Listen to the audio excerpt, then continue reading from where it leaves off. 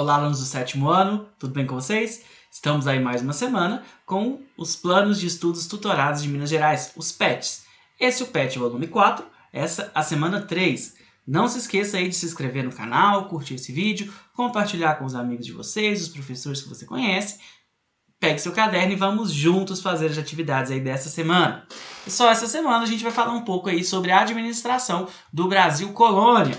Nos primeiros 30 anos da história da América Portuguesa, né, que depois vai se transformar no Brasil, Portugal vai explorar as terras brasileiras através de feitorias. E essas feitorias vão ser responsáveis por fazer com que os índios, né, derrubassem o pau-brasil. Então, o pau-brasil vai ser derrubado, vai ser armazenado nessas feitorias e depois, né, vai ser levado aí para ser comercializado na Europa. Então, nos primeiros 30 anos, a coroa portuguesa não vai investir muito aí no povoamento nem na administração da sua colônia, ok?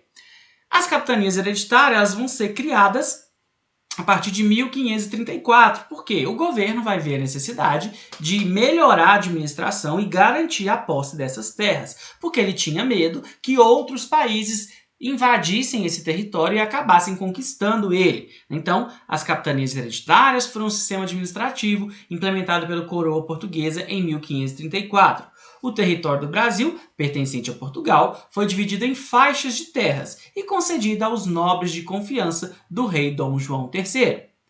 Essas poderiam ser passadas de pai para filho, e por isso foram chamadas de hereditárias. Então, o território que pertencia aí, né, a Portugal, né, foi dividido nessas faixas de terra, e essas faixas de terra foram sendo entregues a nobres portugueses. Porque a ideia da coroa portuguesa é que ela mesma não precisasse investir, né, que esses nobres investissem nessas terras. Aí a gente vai ver que a maioria dessas capitanias não vai dar certo, porque muitos desses nobres não tinham experiência na administração, né? Muitos desses nobres não vão ter recursos suficientes para poder implementar uma administração, uma proteção, né, e uma exploração dessas capitanias, ok? Vamos então às atividades. Qual o sistema de ocupação de territórios da América Portuguesa está representado na imagem? A gente acabou de ver, são as capitanias hereditárias, isso aí, né? Aquelas faixas de terras que foram dadas aí aos nobres, né, e passava de pai para filho. Qual era a intenção de Portugal promover esses sistemas em terras brasileiras? Foram a primeira tentativa da coroa portuguesa de organizar a ocupação e colonização do Brasil como forma de impedir invasões estrangeiras, né? Além de lucrar, né, obviamente, era uma forma também de impedir que outros países acabassem dominando esse território. Quais os motivos que levaram esse sistema a fracassar? Por que não deu certo? A falta de recursos, a inexperiência em administrar um empreendimento de dimensões tão grandes e os ataques indígenas. Então esses são alguns dos fatores que vão fazer com que o sistema de capitanias hereditárias fracassasse, né? A viagem de Portugal para as colônias era uma viagem extremamente longa, então a administração feita à distância era um problema. Os indígenas vão fazer vários ataques a algumas capitanias e isso vai causar, né, a falência desse sistema. Identifica o nome dos únicos nobres portugueses a terem sucesso nesse sistema.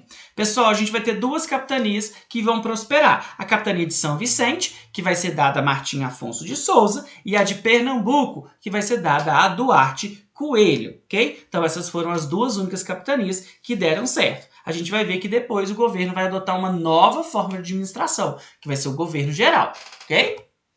Na número 2, redige um parágrafo explicando por que Portugal decidiu substituir a mão de obra indígena por seres humanos escravizados vindos da África a partir do início da produção de cana-de-açúcar na colônia. Então, pessoal, essa resposta é uma resposta pessoal. É para vocês redigirem um parágrafo. Para ajudar vocês, eu trouxe alguns tópicos que vocês podem comentar. Então, vocês podem escolher uns 2 ou 3 tópicos e comentarem aí em forma de parágrafo. Vamos lá. A substituição da mão de obra escrava indígena pela africana ocorreu progressivamente a partir de 1570. Então, foi um processo progressivo, não foi logo de uma vez, né? As formas de resistência indígena à escravidão, guerras, fugas e a recusa ao trabalho, eram formas de resistência que eram muito comuns e isso dificultava muito, né, a escravização desses povos. Então, guerras, as fugas, os índios sabiam como se embrenhar na mata, então eles não eram encontrados facilmente. a recusa ao trabalho, né? Muita gente na época falava assim, o índio é preguiçoso. Não, pessoal, não é que o índio era preguiçoso, é porque para os povos indígenas não tem sentido você produzir além do que você vai consumir. Então ele produzia o que ele iria consumir. Agora, os portugueses não, os portugueses queriam produzir em grande escala, né? Então, às vezes, eles se recusavam a trabalhar, esse tipo de coisa. Morte por doenças, muitos indígenas ficavam doentes com as doenças trazidas pelos europeus. Necessidade de uma mão de obra cada vez mais especializada, como a dos africanos, que já lidavam com essa atividade ligadas à produção de açúcar. Então, havia necessidade de ter uma mão de obra qualificada, de ter algumas pessoas que sabiam mexer. Então, às vezes, era para os portugueses, né, eles preferiam trazer uma pessoa escravizada da África, né, ou de alguma outra região que já tinha trabalhado com esse cultivo, do que ensinar isso ao indígena brasileiro.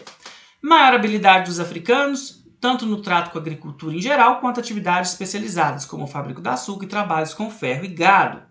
Os portugueses utilizaram a mão de obra indígena, puderam acumular os recursos necessários para comprar africanos. Então, no início, eles juntaram dinheiro com a escravidão dos indígenas e depois compraram, né, escravos na África.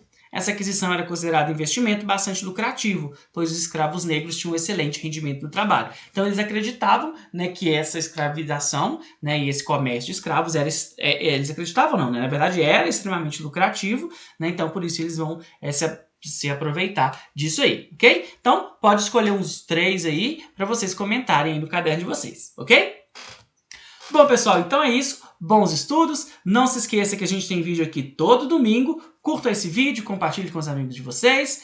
Fiz uma playlist aqui com os vídeos desde o PET 1.